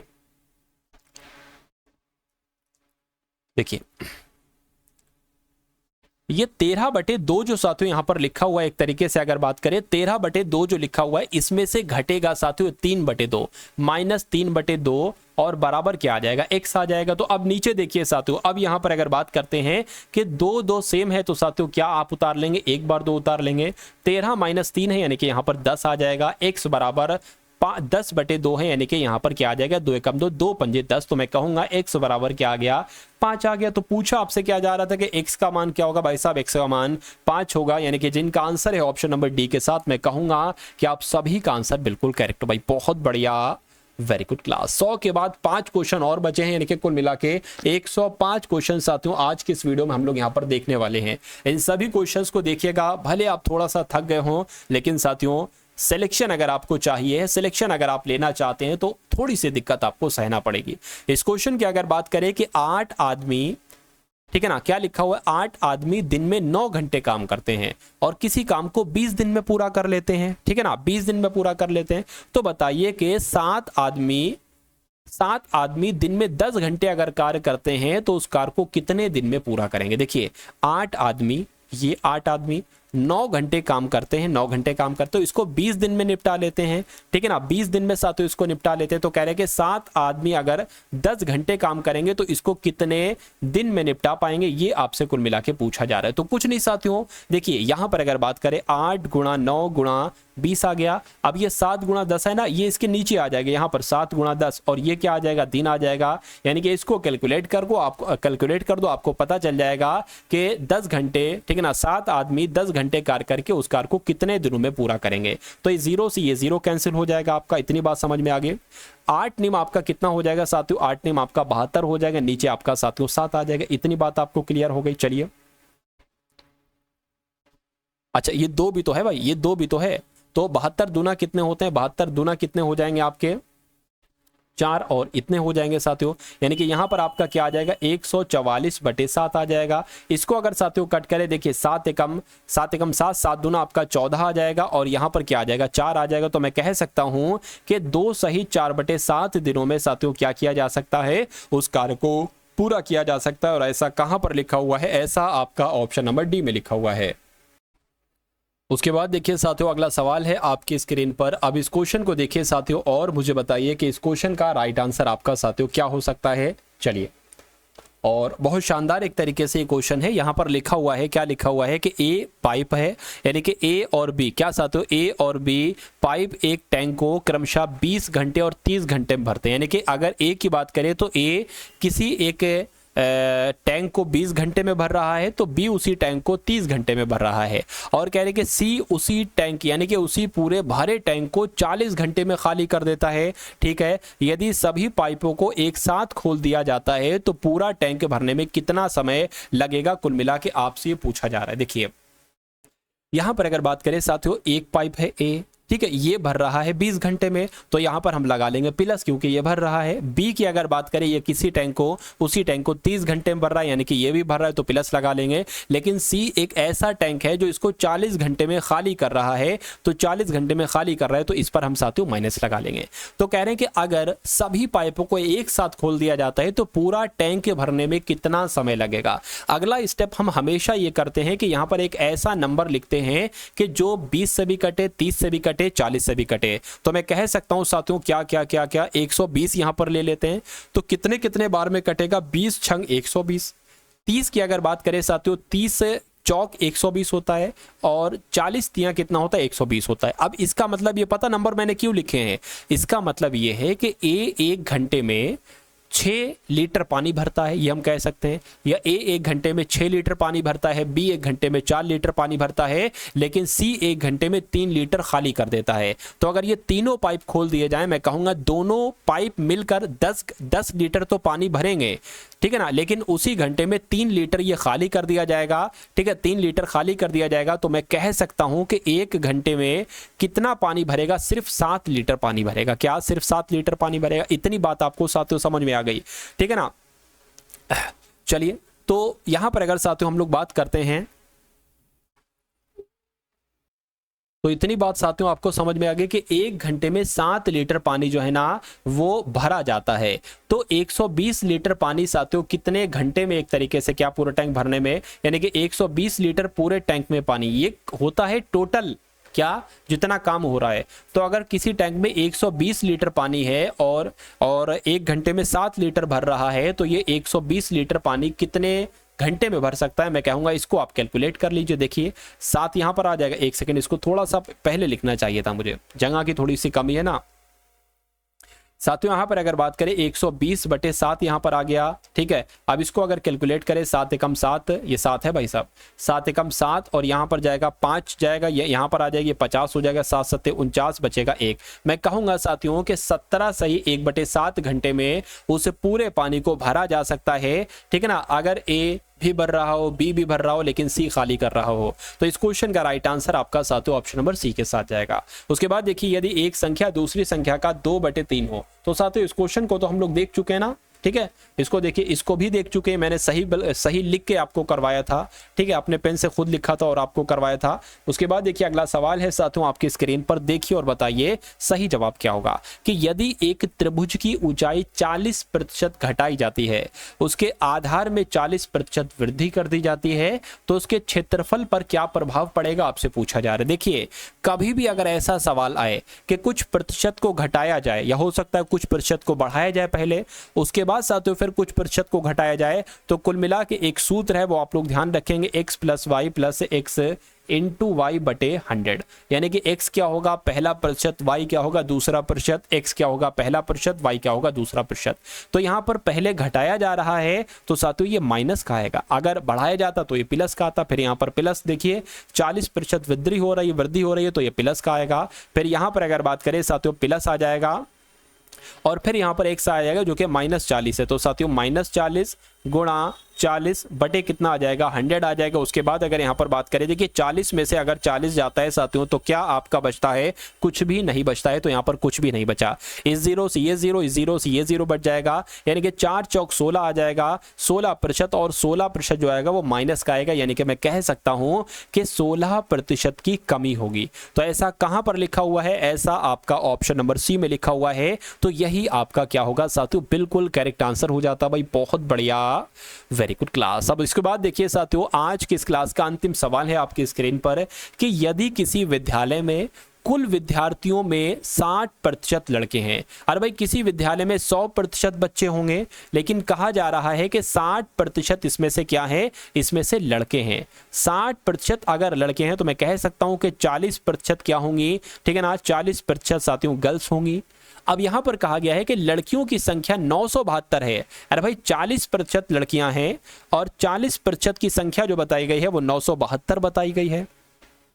तो अगर हम बात करें कि उस विद्यालय में कुल कितने लड़के हैं, यानी कि साथियों अगर हम बात करें कि उस विद्यालय में कुल मिला के कितने लड़के हैं, ये आपसे अगर साथियों मैं यहां पर अगर करूं, देखिए तो ये 40% की वैल्यू है 972, अगर हम साथियों 100% की वैल्यू निकालें तो कितना निकल आएगा, ये साथियों आपका इतना निकल आएगा, ठीक है ना, इतना निकल आ जाएगा। चलिए इस 0 से साथियों ये 0 कैंसिल हो जाएगा, 2 दूना 4, ठीक है, 2 पंजे 10, 5 आ गए। यहां पर इसको अगर कट करेंगे साथियों 2 चौक 8, ठीक है, 2 अट्ठे 16, 2 छंग 12, यानी कि 486 की जरा गुणा 5 से कराइए, 6 पंजे 30 आपका हो जाएगा, 8 पंजे 40 और साथियों 43 हो जाएगा, 5 चौक 20 और आपका ही 24 हो जाएगा। यानी कि अगर विद्यालय में कुल मिला के पूछता कितने लोग हैं तो 2430 आप बताते, लेकिन पूछा गया है कि कितने लड़के हैं। मैं कहूंगा कि लड़के 60% हैं, तो इसका 60% निकाल लो। जब इसका 60% निकालेंगे 0 से ये 0, इस 0 से ये 0 कैंसिल हो जाएगा, यानी कि 243 की गुणा साथियों 6 से करा दीजिए, तो 6 3 आपका 18 हो जाएगा, 6 चौक 24, एक आपका 25 हो जाएगा, ठीक है ना, 6 दूना 12 आपका 14 हो जाएगा। इनके लड़कों की संख्या 1458 होगी, जो कहां पर लिखा हुआ है, ऑप्शन नंबर बी में लिखा हुआ है। बहुत बढ़िया, वेरी गुड क्लास। अगर क्वेश्चन की बात करते हैं तो इसको शॉर्ट तरीके से भी कर सकते थे। कैसे कि 40% बराबर कितना आ गया साथियों, 972 आ गया। तो 972 बटे 40 ये हो गई 1% की वैल्यू। कितने प्रतिशत की वैल्यू आपसे पूछी जा रही है, 60% की वैल्यू। तो 7 से इसकी साथियों वो करा लेते, आंसर आपका आपके सामने आ जाता। चलिए इसको कैलकुलेट कराते, आंसर आपका आ जाता 1458 में। तो कुल मिला के अगर बात करें साथियों, ये क्लास आपको कैसी लगी एक बार कमेंट सेक्शन में आप लोग जरूर बताइएगा। और जिस पीडीएफ का मैंने जिक्र किया था साथियों, उस पीडीएफ को अगर आप पढ़ लेते हैं तो 45, अगर बात करें साथियों 65% आपका वहीं से पेपर फंसेगा। सिर्फ 45 रुपए में वो पीडीएफ आपको दी जा रही है। मेरा मानना है कि अगर आप दोनों पीडीएफ को देखिए, 2 पीडीएफ आपको दी जाएंगी व्हाट्सएप पर। अगर बात करें साथियों, लिंक आपका डिस्क्रिप्शन में है व्हाट्सएप पर पीडीएफ प्राप्त करने का, उसको क्लिक करेंगे तो आप हमारे व्हाट्सएप पर आ जाएंगे। वहां पर आपको साथियों एक बारकोड दिया जाएगा, उस पर पेमेंट करके आप इन दोनों पीडीएफ को प्राप्त कर सकते हैं। तो कुल मिला के इस वीडियो को लाइक कीजिएगा और एक प्यारे से कमेंट के माध्यम से बताइएगा कि ये क्लास आपको कैसी लगी। उसके अलावा अगर बात करें साथियों, डिस्क्रिप्शन में व्हाट्सएप ग्रुप है तो उसको ज्वाइन कीजिएगा, टेलीग्राम ग्रुप है उसको भी साथियों ज्वाइन कीजिएगा, ठीक है ना। उसके अलावा यूपी पुलिस कांस्टेबल प्लेलिस्ट 2024 करके भी एक लिंक होगा। उस प्लेलिस्ट की अगर बात करें, उसमें साथियों बहुत सारे कॉन्सेप्ट मैंने बताए हैं, मैथ के, रीजनिंग के, हिंदी के, जीके जीएस के, यानी कि कुछ मॉडल पेपर वहां भी आप लोग देखेंगे। और अगर उन मॉडल पेपर को आप तैयार कर लेते हैं तो मेरा मानना है कि एग्जाम की तैयारी आपकी मजबूत हो जाएगी। और जब तैयारी मजबूत हो जाएगी तो सिलेक्शन भी आपका बहुत आराम से हो जाएगा। तो कुल मिला के टारगेट सिलेक्शन जो भी अब आपको क्लासेस दे रहा है, डेली 4 से 5 क्लासेस आपको दिख रही होंगी, तो इन सभी क्लासेस को देखिए डेली और अपने एग्जाम को क्रैक कीजिए। तो मिलते हैं हम सभी लोग आने वाली वीडियो में। जय हिंद साथियों।